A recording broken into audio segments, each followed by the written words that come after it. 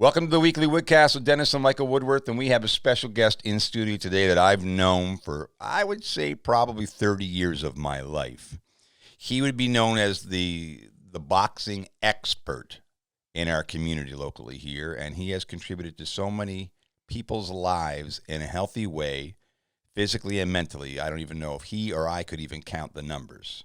Welcome to the studio today, Dave Penny. Thank you very much. Glad to be here.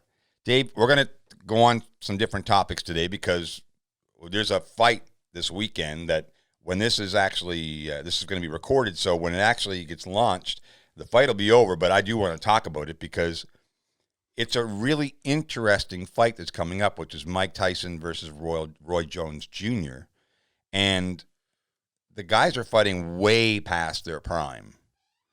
But they're also in some of the best shape of their lives at the age that they're at. So how do you feel about boxers that are in their 40s and, in Mike's case, 50s, that are in great shape, that want to continue to box in exhibition boxing matches? Well, that's a tough question. I think that boxing, you can do it at any age. Right. Whether it's going to be competitive in a ring that you're trying to show everybody around you that you still have it. Right. It's another story. Yeah, no kidding. Right? And this is going to be a great event. But is it going to be an honest event? That's the thing. Would I pay money to see it? No. Okay. Would I like to see it? Yes. I think behind the scenes, we don't know what took place, right? I don't know if there's some sort of, like some sort of basically two people getting together and the managers getting together and they work things out behind the scenes. I don't know. And that's what I'm afraid of. I think you have power and you have speed. Power from Mike Tyson and speed from Roy Jones. Yeah, absolutely. Right? I think if Tyson boxed like he did in the past, he would destroy Roy Jones. But on the other hand, if Roy Jones come to the game with his speed and his agility and his movements and his defensive power, absolutely, right? I think you might be surprised. Yeah, absolutely. You might be surprised. Because they're not much difference in weight between the two. No. They're almost the same weight, and in fact, Roy's taller than Mike. Yes. So Mike was a small heavyweight, yes. but he was just like a piece of dynamite wrapped up that just exploded in every fight, right? Yes. So one thing with Roy Jones is he relied on his speed from day one. Oh, yeah. And Mike Tyson relied on his power from day one. So you got two contrasts in boxing. And sometimes you lose your speed and maybe you didn't work on your defense as much as you should have over the years. Where Mike Tyson worked on his power and he had really good defense. People should not be surprised with Mike Tyson's capability. I mean, he fought some of the best, so does Roy Jones. But Roy Jones relied on his speed more than anything, right? And I think if Roy didn't mix it up and got smart, stayed on the outside more, and used his agility and speed, you might be surprised. Well, it will be interesting, and I agree with you. I hope that it's not a coordinated event. I hope it's not like I hate to use this analogy, but a WWE event where this is how the ending's going to go. We're all going to be healthy, but we're going to put on a show. Yes. It's an exhibition fight. I think both of those men are ultra competitive, and I hope they don't have that in them, that they just say, hey, we're going to go after this, but they're also good promoters, and they know that their job is to sell the fight too. That's so right. we'll see when it happens, and then we'll know, because I think if it goes well and it is competitive and it's an honest fight, other fighters will be interested in doing it. And I don't know, opening up that Pandora's box is a good idea. The Evander Holyfields and the Shannon Briggs of the world, and those guys are all out there very interested in how this goes economically, because the hard thing about fighters is many of them go broke. Yeah, You know? and that's a case of their lifestyle, Yeah, and a lot of boxers came from a poor background, exactly. right? They didn't know how to manage money, or they had bad managers that looked after themselves and not the fighter, Right. right? So it always has been like that. It doesn't have to be like that, but a lot of the boxers today are smarter. They sort of make sure who they hang around with, and there's a lot of respect between a promoter and a boxer. There has to be, but if you don't choose wisely, sometimes that's not the case. Well, you see some of the guys that are in the business now. You have, you know, Floyd Mayweather. He has his own promotion business. You've got Oscar De La Hoya. You know, these guys are past boxers at the highest level, so they have more relatability to fighters than some of the old promoters. I mean, Don King really was a. I'll give him kudos for picking the best fighters to promote. That's for sure. And Don King did very well for himself and his family and business, but a lot of those fighters were taken advantage over the years. So I'm hopeful that some of those fighters have learned those lessons and will give those fighters a better opportunity to be able to look after their family's future for the effort that they take. Because like you said earlier, that a lot of these fighters are, put an enormous amount of time. When you watch Mike Tyson's first professional fight, it took decades to get to that point of work and refinement and discipline and dedication to the sport. So it's very different to an actor. Well, because actors would never put 20 years worth of work before their first audition, right? These guys put in an enormous amount of time in before they become a professional. Yeah, it's one of the things that you find with something that you love. You don't even think about that. No. You don't even think about the work that you put in. You enjoy the journey for it, okay? Because once you're involved in whatever sport you're in, the journey overwhelms everything else. Okay, you're not looking at like I'm not making enough money. I'm not doing the things I want to do now. You're looking at the journey at the end as continuation, and that's why Mike Tyson and Roy Jones still want to do it, because they still think they have it, and I don't think it's about proving that they had it now more than they just want to give a little bit of aspect that at that age, okay, they could still box as well as some of these younger guys that's coming up. They still have the tools. We're going to find out. We are going to find out. Thinking and doing are two different things altogether. They dropped it down to 2 minutes. Yeah. From 3 minutes. Yeah, which they should be able to do 2 minutes. I think. But an amateur, it's like a minute and a half, right? So the that shouldn't surprise people, because when you're a small person, like say 10 years old, a minute is your duration of time. So as you get older, that same thing applies. You do less time, right, not more time. No, it's been very interesting. Yeah. We had last year. We had one of the most controversial fights, not in regards to its outcome, just in its styles, which was Conor McGregor and Floyd Mayweather. I mean, they hyped that fight up more than I think since Muhammad Ali hyped up his fights with some of the greatest of all time, Foreman and those guys and Frazier and all those, Kenny Norton and Larry Holmes. Ali did a phenomenal job promoting every one of those fights. Even when he beat Sonny Liston, he even promoted that fight more than probably any other fight before it, just because of the way he used his vocabulary.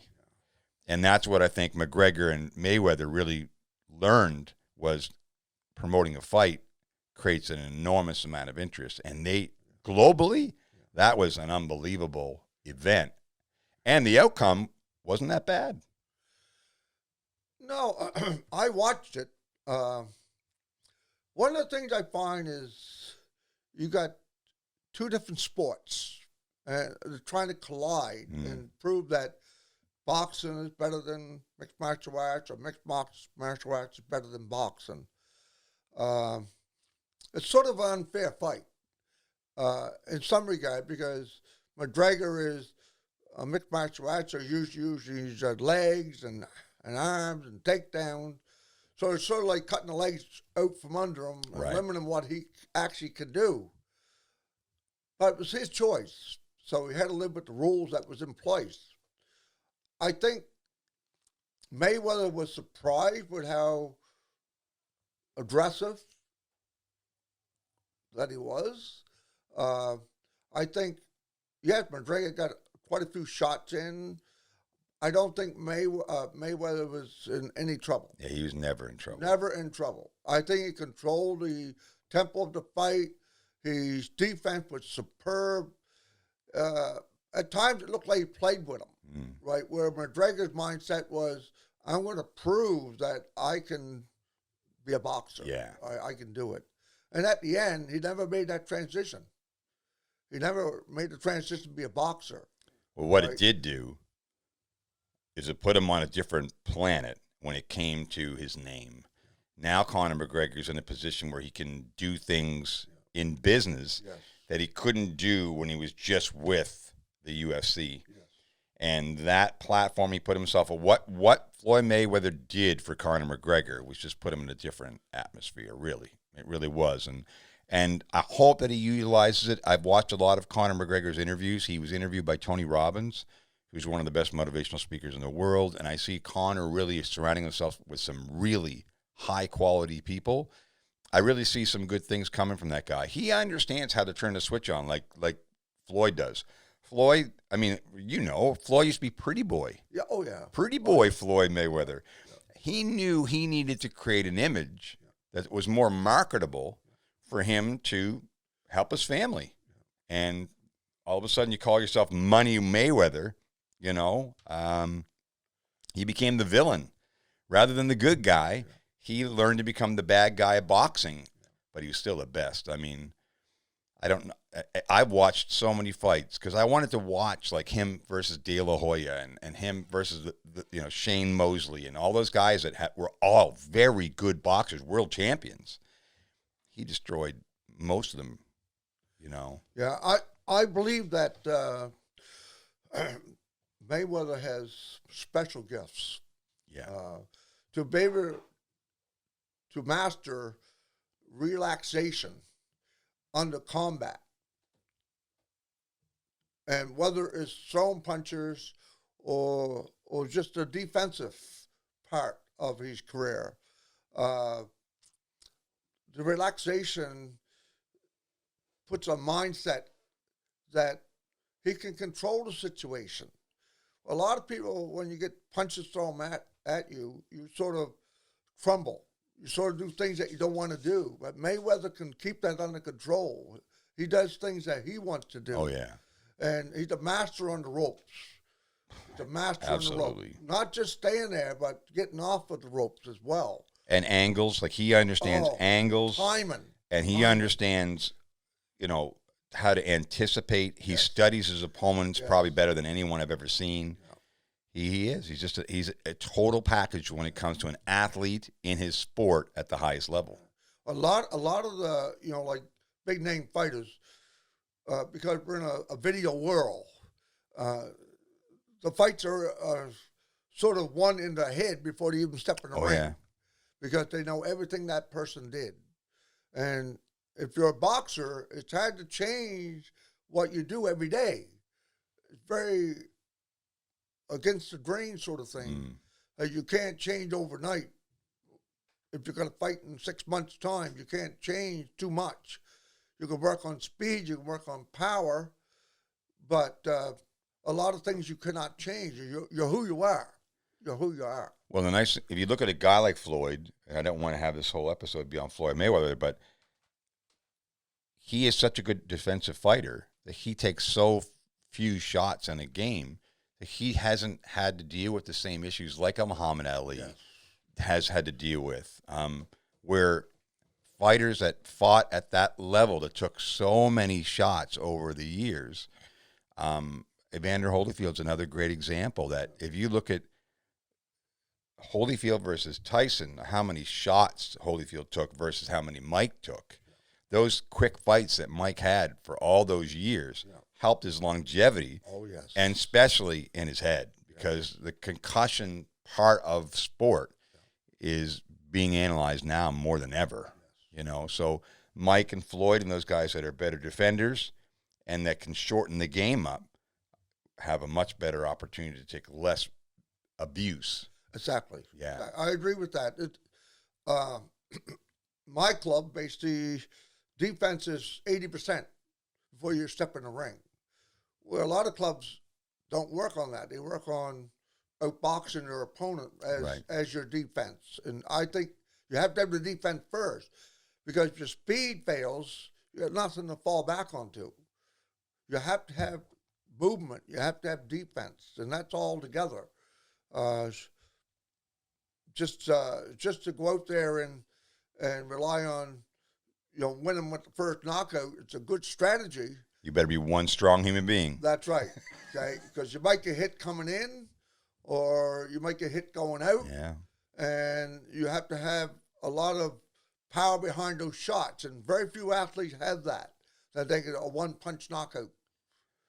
Well, you look at, for example, Arturo Gotti, what was Mickey Ward? Mickey Ward. I mean, the beatings those guys took. Yeah. To be able to continue to fight, man, can you take a punch? But you almost in those situations feel sorry for them, because it's a great fight, but the amount of abuse they take in the fight. Now, for the fan that wants to see a gladiator fight style, for the fan, those kind of fights are memorable and will never be forgotten. But for a coach like yourself or the corner man, that's hard to watch. Yeah. Because your boxer, your fighter's getting pounded. Yeah. And you know that it's going to take a long-term effect on a fighter. You will not see that in an amateur fight. No. You will not see that, because there's too much control. Not with the what goes on in the ring, but the coach has more control. Right. Right. I always tell my competitive boxers, I said, when you're in the ring, you can control the fight yourself. You can stop the fight anytime you want. The referee's sole purpose in the ring is to control what happens in the ring, and if he sees that it's one-sided, he can stop it as well, right? And then you got the coach. I can stop it, okay, anytime I want. I don't have to leave you get beat up. And I did that in the past. I threw towels in, knowing we weren't not going to win. It's not a money event. Amateur is not a money event. It's sort of fighting for the glory. Right. Right? Fighting for the glory. A little bit of trophy at the end. Yeah. I mean, and why put yourself to a fight that you're not going to win for the sake of trying to go 3 rounds, Absolutely. 4 rounds, 5 rounds? And I did that in the past, and I'm glad I did it. And I'll do it again. Well, your job's to protect your fighter. That's right. At That's all costs. your responsibility, At right? all costs. Absolutely. In the ring. The referees say that when you guys meet. Yeah, right? Exactly. I have to protect my fighter and make sure that this might be a fight that he might not win, but he might fight the same guy again, maybe 3 weeks down the road, a month down the road, and beat him. And that happened in the past too. Sometimes you have a fear of your opponent, and sometimes just to get a little bit of taste, well, I think I could do better the next time. And that happens as well. So, we're talking professional boxing right now and all that kind of stuff, but locally we've had some boxers in our own community that have actually done very well. Jason's one of them. So why don't you just give a little synopsis on Jason Ogler and what he did, because you were with him on that path most of the way, or all the way? Most of the way. Because he moved away, and I lost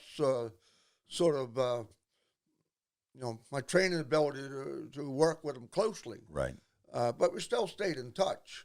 So Jason was just a young teenager, 14 years old, came to the club I remember. one day.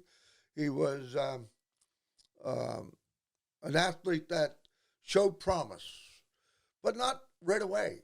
Not right away. I had to work with him a lot. We did a lot of one-on-one training.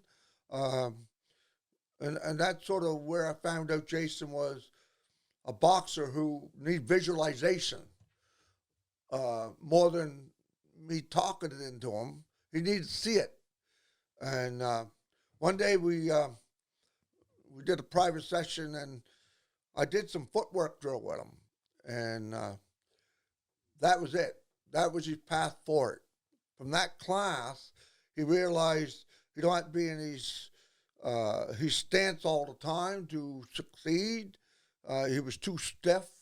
So once he started loosening up with his footwork and big difference in power and his mobility, felt real comfortable with all these aspects. And we worked on power and movement, defense, all those things. But Jason, he won the provincial title quite a few times, which is the best in Nova Scotia. And then we went into the nationals, and he won gold medals there. He won silvers at the nationals. I took him over to, I didn't take him over, but Wayne Gordon, Taylor Gordon took him over to Ireland, and he won the gold medal over there. That is something a lot of people don't know, that he went international and won a gold medal. I remember it. Right?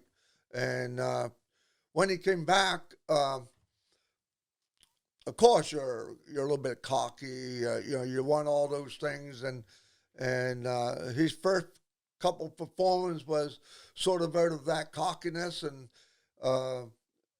after he settled down, he became a better boxer as well, and he moved away because financially there was nothing here for him to work with, and he moved away, and he still continued boxing.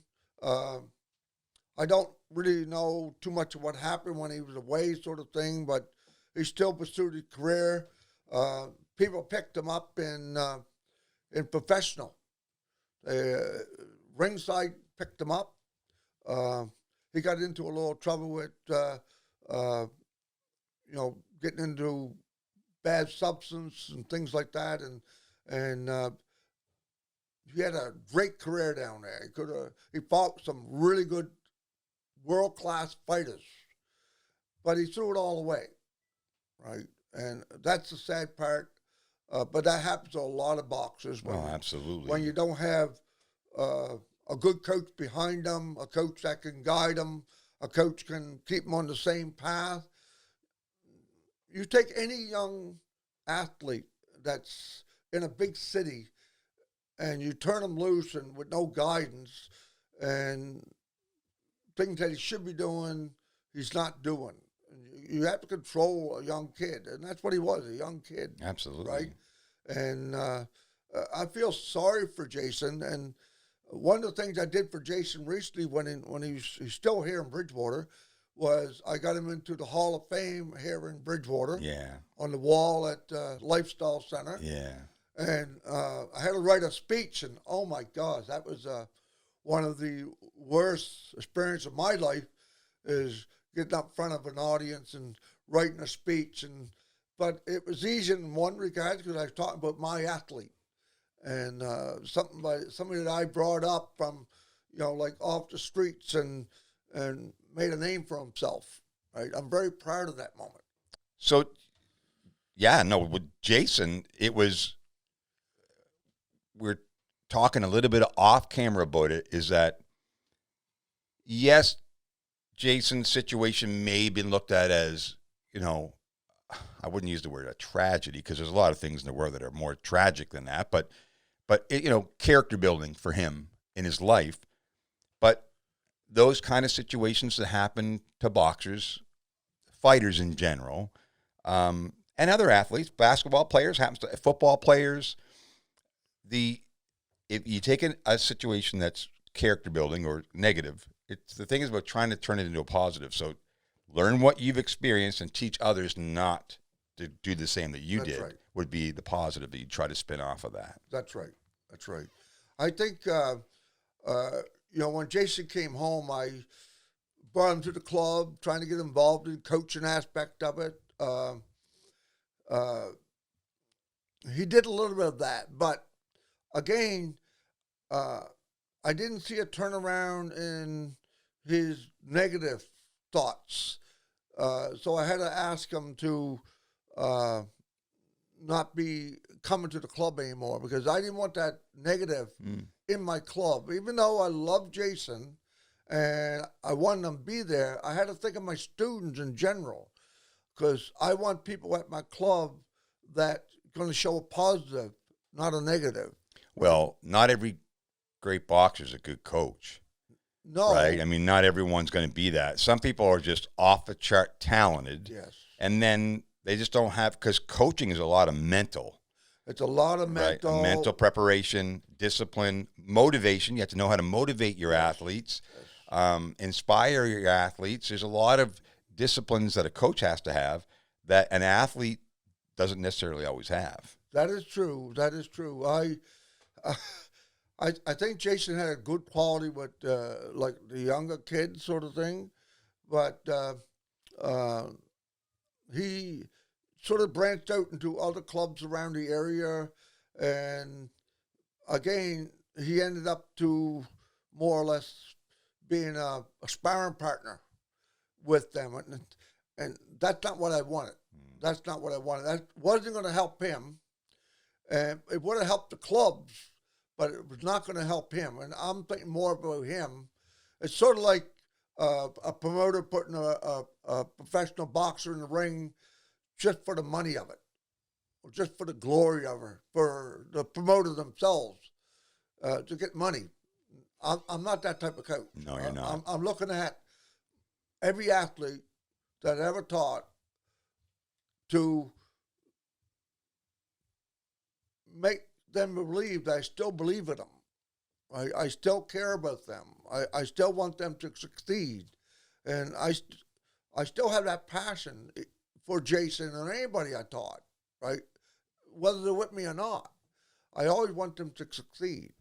Well, it's funny because this coffee mug may give it away, and I know that you know where I've been for the last 10 years of my life. The country of Cuba is being considered now as one of the up-and-coming countries for boxing. And it's amazing to see. And what I love about it is that you can take their passion, their dedication, their focus, their discipline. You don't need a lot of equipment, like versus a football or versus baseball, where there takes a lot of equipment to function as a sport. Yeah. Boxing can get real down to the basics, and then we find, some pads, some gloves, and, make a ring. They make makeshift rings down there sometimes, but the bottom line is I see a lot of really good up-and-coming athletes that are choosing boxing as a vehicle. So it's an international sport. Like, boxing is worldwide. Yes. It was here in Bridgewater. It was like the pro boxing was in Bridgewater, and I brought the amateur boxing back to Bridgewater. One of the things that I find is people have a negative, in this area, they have a negative feeling about boxing. They don't treat it like soccer or hockey or any other sport, just sort of a negative feeling because they don't understand it. Oh, 100%. They don't understand it. Yeah. It has today evolved in dealing with Parkinson as a vehicle to get better. Exactly. There's a movement that started in the States that boxing has sort of improved Parkinson outlook in life and made them do better. Like I seen videos of Parkinson people taking classes that was in wheelchairs, and they were standing up and doing punching out of the wheelchair, right? I don't know all those details behind all that, but just to see that, it's amazing. And I approached Parkinson here in Bridgewater to do the same. But the pandemic hit, and we had to put everything on hold. But hopefully, that's going to be my path forward in the future as well, to show them that Parkinson can be a sport that, not Parkinson sport, but like Parkinson can be a way that you can overcome those difficulties using boxing. Well, it could be therapeutic. That's right. Exactly. It could be therapy for Exactly. Parkinson's is a tough disease to deal with. I mean, Muhammad Ali had it. Yes. Michael J. Fox has it. Yes.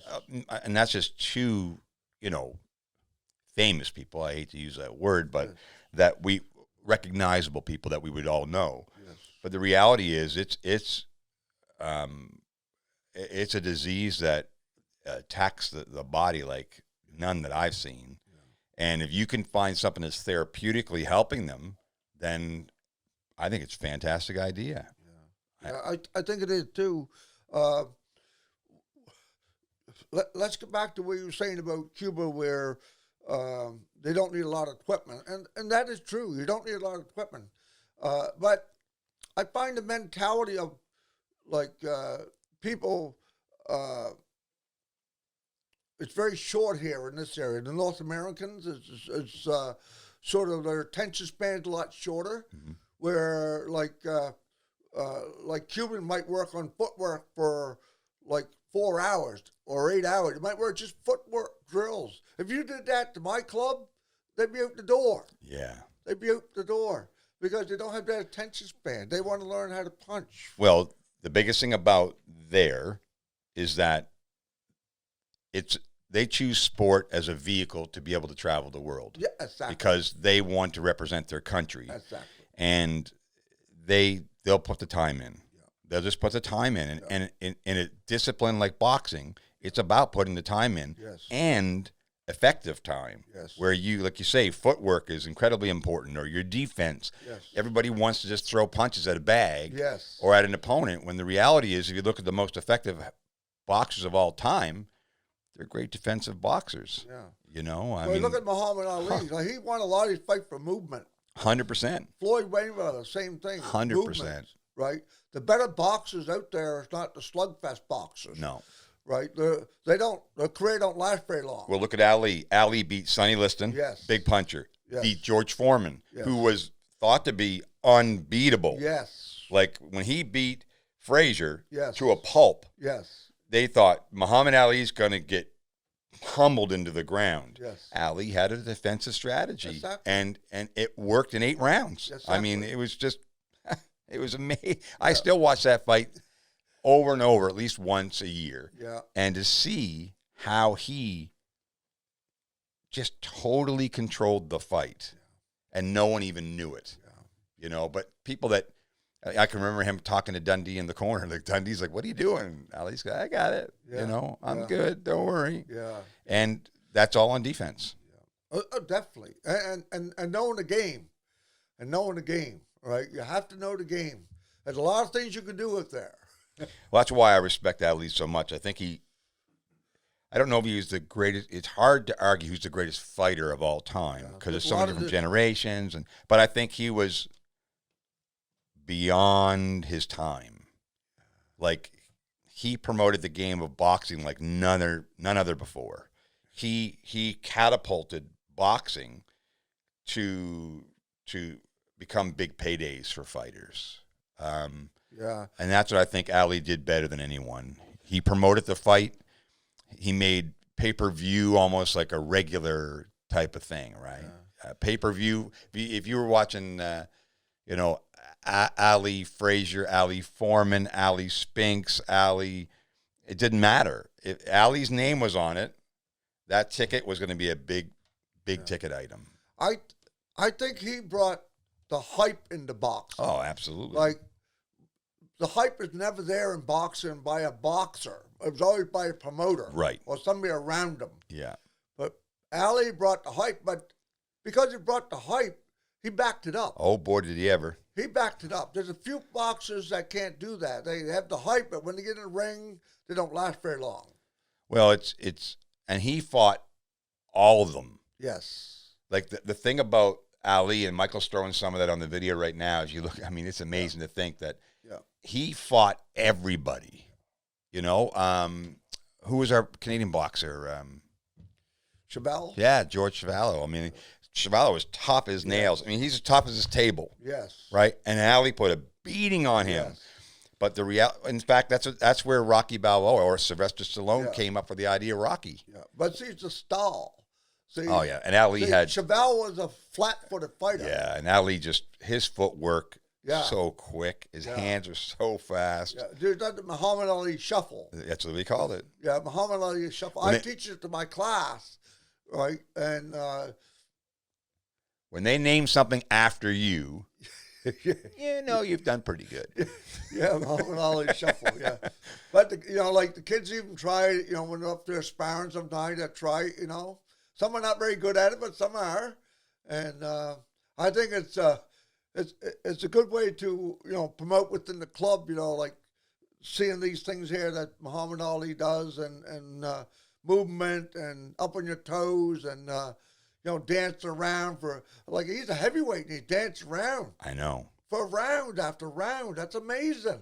People don't know how hard that is. It is. Like, I can remember, I came into your club, and when you started talking 3 minutes, the amount of, I can remember mentally getting about halfway going, like, how much time's left? Yeah. Right? Because you just don't, 3 minutes of movement all the time. It's hard. And you have to think on your feet the whole time. That's right. Until it becomes instinctive, right? Yes. And that's where the discipline comes in, and the rounds of experience, and that's where Mayweather is just clockwork to him. Exactly. Another guy that really I admired, and I watched a lot of fights down in Cuba with some of my friends and family that's down there.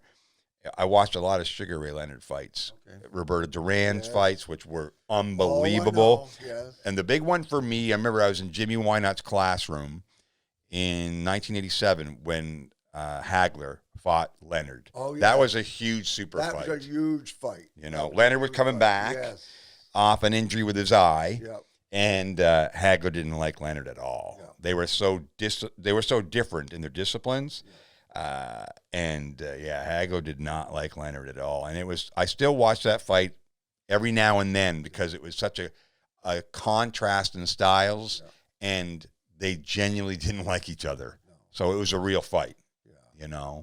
But Sugar Ray Leonard was very quick. Yeah. Smaller than Ali. Yeah. Quite a bit, but still. He reminded me so much of Roy Jones. Yeah, 100%. Right? With a smaller version of it. Yes, smaller version. Speed, right? And quick hands, but speed with the feet. It's you look at, for example, like Tyson Fury. He's enormous. Like, what is he, 6'9"? Yeah. Like, back in the day, you didn't have anybody who was 6'9". No. Ever. You look at those guys and just that fight that they had, well, the back-to-back fights were with Wilder was phenomenal. Like, it was a good promotion too. Like, I think a lot of people that are fight fans that just buy the pay-per-views, they just want to be entertained. Yeah. The real people that watch the discipline, that love it, they see all the nuances. They see the little things in the fight that the average eye would never see. Yeah. Yeah. Like, you would see those things similar to me in baseball. When I go, we were in the Dominican Republic last year, and there's Sugar Ray back in the Olympic days in Montreal. Yeah. That was in '76. We would go to a baseball game, and Noelvis Gonzalez and I would sit in the stadium, and all the fans were getting up, everything that was happening. We were just sitting there watching everything. And they said, well, Dennis, why don't you and Noelvis like cheer and stuff? He says, we're on the field. Yeah. We're managing the game. Yes. Like the managers are right now. Yes. We're watching all the little things that the average human eye just doesn't watch. That's right. And as a coach, I'm sure you've watched many boxing matches and just you can break it down a lot better than the average eye would, right? Yeah. It's like, we were actually talking with that at the club the other night. Were you? We had a club in from the Valley sparring on Sunday, and one of my other coaches, who's a female, I was showing her while two other people was in the ring. I said, like, just watch what she's doing. And she didn't pick it up right away until I pointed it out. Because the other boxer was sort of like, what I call it floating. So she was floating her hand like this all the time. Every time she threw a jab, she was floating her hand. And I said, see, that's just a matter of timing. You time that going down, you got a nice right cross right here, just by timing. And then she could see it after a while. She watched it, and then she could see it, no problem at all. But see, those are the things I'm trying to train my coaches to be more observant, because they have a little bit less experience. But they're starting to put it together, and they're starting to look. And don't look at the whole fight. Look at what they're doing to get there. Exactly. Right? So I'm trying to... That's the coaching aspect of it. It is. I'm coaching. I have 4 female coaches. That's awesome. 4 female coaches. How long have you been coaching in the sport? 200 years? Well, I don't know if you know all my career, but like I started... It's been a long time, David. I started in... doing a little bit of hockey. Mm-hmm. I coached hockey. I remember. Commercial hockey league here in Bridgewater. Yeah. And I coached karate. Mm-hmm. I took karate, coached karate. I did kickboxing, competitive. Yeah. We had quite a few fights here in this local area. I remember it, yeah. Right? It was fantastic.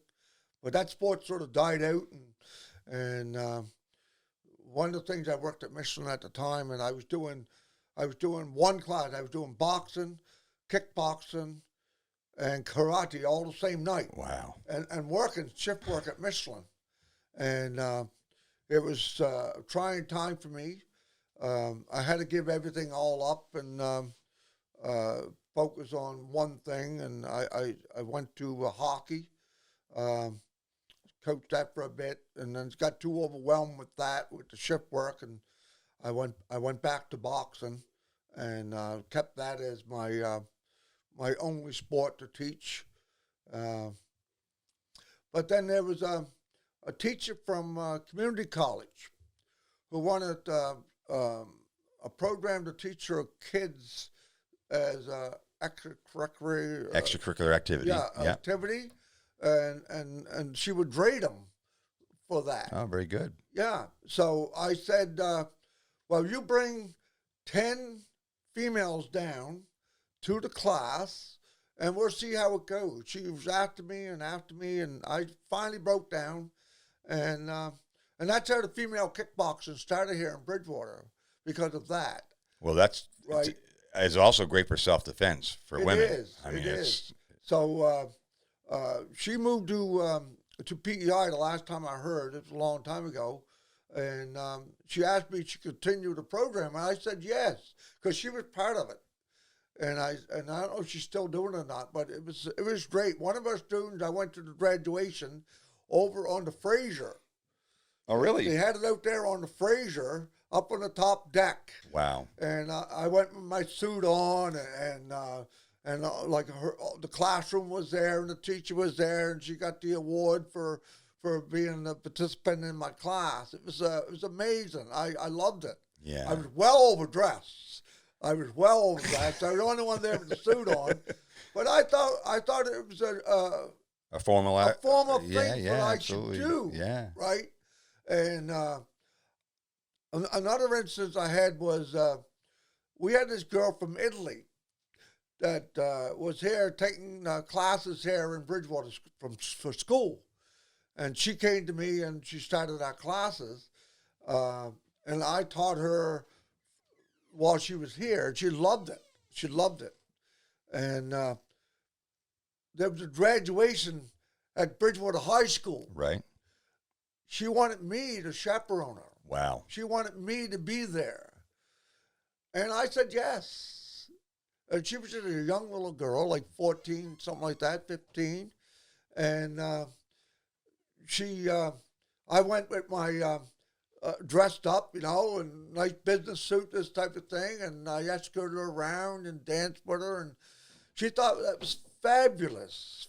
Fabulous. Well, I mean, really, you think about it, how many lives you've contributed to in specific ways in our community. That's what being a coach and a mentor is all about. Really is. I mean, you said earlier about the journey, about Jason's journey. Yes. You have a journey too. You've been on this journey, right? And I think when you want a fulfilling life, how you contribute to others, really, I've watched you for years, Dave. I know how much it fulfills your life. I know it does. And I can see you're getting emotional right now because it's true. You know, I could line people up that tell stories about David Penny and what you've done for our community. And you deserve all the accolades, all the support, all the love that they've given you, because I can tell you, you've made a large difference to many people. Huge difference.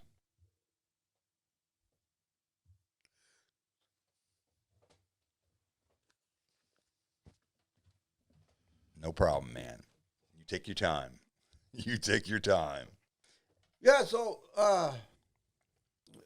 we had a meeting on Tuesday. We always have a monthly meeting at our club. Right. And, of course, I'm outnumbered with women.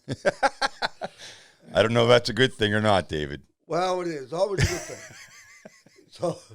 So one of the things was brought up is about the coaching aspect. And my wife is part of my coaching, right? She's a coach now. Oh, fantastic. Yeah, she's a coach. And we were talking about, like the business of running a club, this sort of thing. And one of the things come up was about the club of teaching classes and, my involvement of being there and trying to get a handle on our future, because I need more support as I progress down the road from all the coaches that were there. So what I found was they had a different opinion than what I had. And their opinion was the club is me. And when I'm there, the club is a lot different than what they teach, because right now they do their own classes, but they think when I'm there, it's me. They can see that within their students that's there. They can see that the club is me, like it's not them. Even though they're just filling in teaching classes, it's definitely not the same without me there. And that's what they want to sell me. And I'm trying to sell them the idea that the classes are their classes, not my classes. But they sort of didn't take that as what it is. And I'm trying to give them their own persona of being a coach themselves. And, Well, you're empowering them. Well, you're empowering them. They are saying, Yeah. but they're saying that No, without me, the club wouldn't be there. No, what I'm saying is you're empowering them. So you're giving them the power to be able to coach on their own. You're giving them the opportunity to do that. I am. And I know how they feel, because in our sport, my sport that I'm involved in, a lot of people have always thought, well, that's just Dennis. It's his team. It's his sport. It's his. The reality is we're part of a sport. That's right. Right? And we contribute our way. Yeah. You hope that others learn from us, Yes. so that they can teach what we've taught. Yes. And that's passing a torch. Yes. Right? Which is what I want to do. Yeah, absolutely. So at the meeting on Tuesday, I'm trying to find out, are they willing to do that? Are they willing to, if I step back altogether, are they willing to keep the sport alive? Well, at some point, it always has to happen. There's always progression. There's always like when I last year with Bridgewater Baseball, I had to step down as president, and that killed me. I mean, it killed me. But I also knew that if I wanted to do certain things in my life in other areas, in other countries, I had to pass that torch on to others that I work with and mentored for decades. It was their time. It's their opportunity to be able to shine. Well, that's why I brought a lot more coaches into the club. Yeah, that's a great idea. Because I think out of like the 4 coaches we have right now, hopefully one will carry the torch for it. And my job is to instill upon them what I've been able to achieve and make them a better coach. So a lot of times I just call, you want to teach tonight, and I just take the night off. Sort of thing, right? So, but that's far in between, because I've been going more and more and more, not less, right? Like that's my difficulty is leave go myself. Yeah, right? I know how you feel. Right? I do. That's my difficulty, right? And it's not because I don't have trust in them. It's not, but when they come up with and say that the club is mine and it's better when I'm there, it's hard for me to leave go. Well, what they're saying is that it's your brand. Yeah. When they think boxing, I tell Michael this all the time in marketing, is that when they think of something, you want them to think of you. Well, when you think boxing in our community, they think Dave Penny. So now what you need to do is to build that group so that they are the next brand. Yes. Right? Yes. And that takes some time. Yes. But if they're willing to put the time and energy into it, one day they'll be thought of like we thought, right. like we still think of you. That's right. So, let's just go into the program, because there's a lot of young people, there's a lot of middle-aged people, and even older people that could utilize boxing as a discipline to maintain a healthier lifestyle too, especially with what's going on in the pandemic. They could definitely utilize something, whether at the club or even at home, where they could just move those body parts, right, in a way where they can be a little healthier, right? Yeah. Their motor skills, both below the waist and above the waist. Boxing is a great way to maintain your body weight or lose weight and stay reasonably healthy. Yeah. The pandemic was sort of like a bad thing for us, like every other club out there, every other business out there. Yeah. We were at our top of our game at the club. We had 20-plus students per class. And then when the pandemic hit, we had to shut down, of course. And when we started back up, we had a limit. We was only allowed 10, and that included the coach. Financially, it was a hardship for us because it's hard to pay the rent when you have less students to pay the rent. Anyway, we survived, and because they increased the numbers now to 50, but we're only allowing 12 in because we want to keep our numbers low, because if pandemic ever hit a game, we have to give money back. Yeah. Right? Because, we have to be honest. Your mother's phone for camera.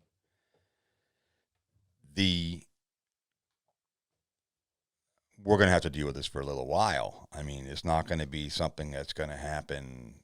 We're not going to cure this pandemic in another 30 days. So we're going to have to try to figure things out along the way. That's all it is for now. And the hope is that as we continue to, in our bubble, it's been pretty good, but recently some things have changed in our bubble. But if we can get that back to normal, then hopefully we can see some normalcy in 2021 that can get back to those numbers and allow your coaches to inspire people of all ages to be able to have an active lifestyle. And that's what you talk all about, these professionals and all these great stories, which boxing has provided a great platform of stories over the years. Yes. Who would be your favorite boxer of all time? Oh, you're not going to put me in that position. No. Who's your favorite? Not who do you consider the best of all time? Who is your favorite of all time? I'm not going to word it like that. I'm going to word it as my idols. Okay, yeah, That's fair. My idols are, of course, Muhammad Ali. Right. Sugar Ray Leonard. Right. And when it comes to like raw power, I have to say Mike Tyson. Uh, Roy Jones would be another boxer. So that would be my, in no particular order. In no particular order. Everybody that I mentioned has a quality of boxing that I like, and way I mold my classes around. I mold my classes and the way I coach around those boxers. They had the most influence with me, not the up and comings. I don't do a lot of watching boxing on TV. I don't do a lot of that, and I think that's, you can't. I don't know if you know this, but to me as a coach, I cannot see what took place watching a video. I have to see it in person.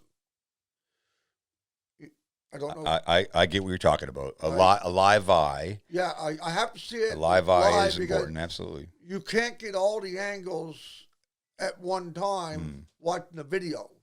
You don't see all the little aspects. Right. What made that happen. Exactly. You see little portions of it because you only see one view. So that's why I don't watch a lot. And I always tell my coaches and boxers that I don't mind you watching them, but you're not really seeing a true picture. Yeah. You're not seeing a true picture. I can see more from two people sparring at the club than I see a video of the same two people sparring at the club. You know, it's funny. We were flying down to the Dominican Republic a couple of years ago, and when I was a kid, it would have been in the late 70s, early 80s. I'm thinking, yeah, it would have been 79, 80, right around then. It was a Saturday night. Great puncher named Ernie Shavers. Oh, yes. Was fighting a young guy named Larry Holmes, the Eastern Assassin, and I really loved the way Larry Holmes controlled the fight with his jab. Probably one of the best jabs of all time. And a couple of years ago, I'm on a plane going to the Dominican Republic, and I look over, and I'm like, what? It can't be. And it was. I looked on the plane, I said, Mr. Holmes, how are you today? Oh, my God. And he looks, he says, very good, young man. And I said, young man, thank you very much, sir. And I said, and I didn't want to, get into you're my favorite boxer of all time, because he is. He's my favorite boxer. Now, the names you named, Ali, Leonard, all those guys, same as me. But Larry Holmes, for whatever reason, I loved his jab. I loved the way he defensively defended himself with that jab in a lot of cases. And so I looked over. I'm not kidding you, Dave. Across the aisle is Jerry Cooney. Oh. Holmes and Cooney were on the same plane going to the Dominican Republic to a hotel to go down for New Year's Eve or something like that, or whatever the case may be, together. Wow. And, of course, Holmes and Cooney fought two big fights in the 80s. And it was funny because we were in customs lineup, and I said to Larry, and a big man, like I could not believe how big he was. And his hands, every finger was busted, right? Every finger was crooked and busted. And I said to him, I said, I just admired you for the way you fought. And I said, I remember watching you fight Ernie Shavers. And he said, boy, how young were you when you watched me fight Ernie Shavers? What were you, like 3 years old? And I said, no, sir. I said, I'm a little older than you think I am, but I can tell you, I've really admired you for the work that you've done and put into boxing. And I could tell how much that meant to him, And I never get awestruck because we work with a lot of professional athletes on our Goodwill tours, but it was a good moment for me to see somebody who I admired in a profession. And he was at the top of his game for a long time. In fact, won 49 fights in a row. Yeah. He was the guy that was going to break Rocky Marciano's record until he lost to I think it was Leon Spinks. And to see that, and then to see Jerry Cooney across the aisle was just like, whoa, like this is crazy. And I said, you guys are best of friends now, eh? And he goes, no, we get along really well, and because that was big. Holmes, Cooney was the great white hope. Yeah. which boxing always wanted that fighter that, was from, the Irish fighter. It's probably why Mickey Ward was such a huge celebrity. He's an Irish fighter, but yeah, and that was a cool moment, very cool moment. And I didn't ask for a photo, like I didn't. I just wanted to have a conversation with him, and it was very cool. Big man though, like just to show how big those guys really are as athletes. I could only imagine like Ali in his prime, like 6'2", at length of his arms, and just how phenomenal of an athlete these guys really are. Yeah, like I said, you don't get that. Watch the video. No, But, I could never ever quantify how. yeah, And Larry was in his 70s and still, yeah, he was an intimidating man. Just standing there, I could just say, like, I wouldn't want to mess with that man right now. I can tell you right now. I don't care if he's in his 70s or not. He'd put a beat down on me pretty fast. But it's you talked about it earlier about the journey, and I just wanted to bring you in today to share some stories with people. I think it's a great opportunity once we get over the pandemic is to reach out to you and the club. I know this guy behind me right here, my producer, Michael's going to come see you and work out with you guys. He's been telling me, for months now that he wants to do it. So as that pandemic, hopefully, knock on wood, starts to decline, that we can see people in our community. And I think people across the country should look up their local boxing clubs. And if you're looking for physical fitness and discipline, a way to maintain your weight or even lose some weight, boxing is a great sport to utilize. I'm doing monthly newsletters now for the club. I just is it online or is it something you just print? I just print it and they pick it up at the club, sort of thing. Yeah. But one of the things I maintain all that myself, like the newsletters. That's why I'm so busy. Newsletters. I got a Facebook page. I got a web page. So I do that all myself. We're gonna post all those links for your Facebook page and your website and all that kind of stuff on the video. So if people want to reach out, they can certainly get in touch with you that way. Yeah. So talking about the newsletters, I'm on my third one now because it took me a while to get things up and rolling. I thought the pandemic was going to be something that's going to happen for a longer period of time, but starting to loosen up a little bit. So I said, well, I'll start doing newsletters. So the first one was try to keep the club informed, was past, present, and future. So a little bit about, what happened before the pandemic and where we are now, and then our future goals, sort of thing. And then my last one is I did on the coaches themselves, which will be coming out in December. And the second one I did was a little bit about the club breakdown of my classes, because you're talking about what I actually coach. So I coach kickboxing and boxing, but boxing is 3 aspects of boxing, which I coach, not just one. So the first one is, we call it a stress reliever class. So it's a low impact class. It's a lot of punching, combinations, learn how to punch properly, how to stand properly, a little bit less movement. It's a fun class. It's a class that anybody off the street can come right in and join in. That's a good idea. It's we have some Parkview teachers there. We used to have a police officer from the town of Bridgewater there, but with the pandemic, he sort of pulled out a little bit. We had a lady who was just a week from having birth for her daughter. She was taking our class to a week before she had birth. Wow, that's very healthy, actually. Like that type of class it is. Yeah, right? no, it's very healthy. It's a low impact. So Good. I would say the last couple of weeks of her being there, the exercise portion, I made her do her own thing instead of like doing a group thing.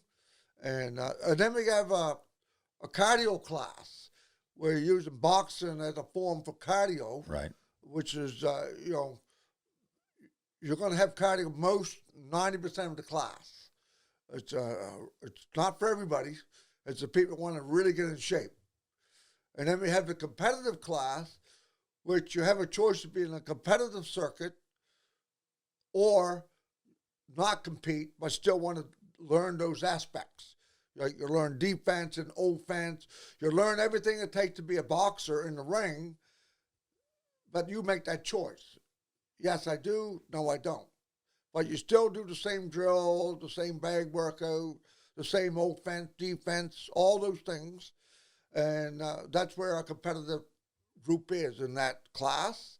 And right now, because of the pandemic, everything got canceled. We just lost 2 fights that was in Cape Breton. They both got canceled. So the sparring aspect, I had a girl that, one of my coaches actually, she was fighting at the national level. And she would have been the first lady to represent the club in competition at the national level. Oh, wow. Right? Yeah, at the national level. She, when she first came to my club, I think maybe 2 years ago or 3 years ago, she had no clue about boxing. And now she's fighting at the national level. That's good. And now she's a coach besides that. That's good. Right? She is a phenomenal woman. And she teaches my cardio class every now and then for me as well. We do have a younger group. I'm trying to set up a class where just young people can go to now in boxing by themselves, instead of having like men and mixed. So in that class, I think I have one adult, which we're trying to move into another class, because I like to have all the kids in one class, and that's going to be my coach's class, the Christine. I'm going to give her that class. We talked about it, and I said, this should be your class, right? And you can mold these people into how you want them to box.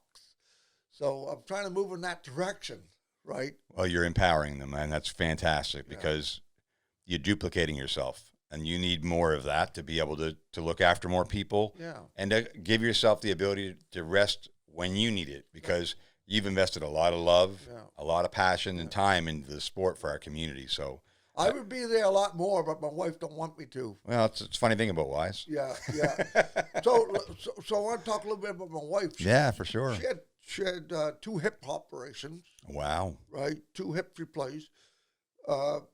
And she wasn't doing any exercise. So I said, well, why don't you come to my 4 o'clock class? And she loves it. And it improved her balance. Oh, absolutely. Right? It improved her balance. She one of the things that people who have hip problems or some sort of disability or hindrance, they sort of give up on themselves. They sort of, well, I can't do that and I can't do that. There's always something out there. It doesn't matter what it is. And our 4 o'clock class is one of those classes. Good. It's one of those classes that we had just a new person just started the other day. I won't give his name, but he's there for, I think, 3 or 4 classes now. And I asked him the other day, I said, at the end of class, I said, I bet you're not even thinking about your job right now. You're not even thinking about the outside world right now. You're just thinking about the box. And he said, yeah, this is what I'm thinking about. That everything that I had, the stress is gone now, and he's joking and carrying on, and having fun, plus learning. It's fantastic. I love it. Well, you change people's lives. I mean, it can be a little bit or a lot, but you're changing people's lives that way. Yeah. And I think sometimes we don't sit back and reflect enough how much change we actually make in people's lives sometimes. And once again, I just applaud you for all that you've contributed to so many people's lives over the years. Well, I tell you one thing that I like people to be able to do something, whether it's boxing or hockey or soccer, or it doesn't matter. I like them to use sports as an avenue to find themselves, because a lot of people out there can never find themselves. They say, well, I don't fit in, or I can't do this, I can't do that. And that's a lot of excuses. And I don't like people's excuses. I like them to try it. Even if you try one class and you drop out, that's fine. At least you tried it. Then maybe you go do baseball. You might like that. You might, no, that's not me. You drop out. You try something else. Those are the people that I like. I don't like the people with all the excuses. Because excuses are just excuses. Yeah. Right? You have to find yourself in this world. You do. You have to Find out what yourself. you're passionate in. It might not even be passion. Yeah, it might be just an interest. It might be just a way to find yourself, like find what makes you a better person, right? In yourself and in life. And a lot of times it could be social skills that you're trying to develop. And that's just as important as the exercise 100%. 100%. Right? A lot of people don't have social skills. Yeah. Right? They don't. Well, sporting events or sporting activities allow you to intermingle with people that are like-minded or interested in the same subject. Yeah. And that's extracurricular. That doesn't have to be just sport. That could be clubs, organizations, whatever the case may be. So there used to be a high school competition called Reach the Top, which was back in the 70s and 80s. That was a competition for, intellects in high school. Yes. Just you become who you surround yourself with in life, and if you surround yourself with positive, good people, you normally end up being one. So I think you've affected a lot of people that way. So I'm going to invite you back in the studio maybe when this pandemic is over so we can talk about what you're doing after it. But I did want you to come in today I wanted to share our appreciation as a community. I wanted to hear some of your stories and your professional opinion on some of the things that have happened in the professional world of boxing. I certainly appreciate you sharing your honesty when it comes to Jason and some of the stories that you've actually experienced over your life. And all I can say from behalf of our community is thank you, thank you, thank you. David Penny, here in studio with the weekly Woodcast with Dennis and Michael Woodworth. We'll catch you next time. Take care. Thank you very much.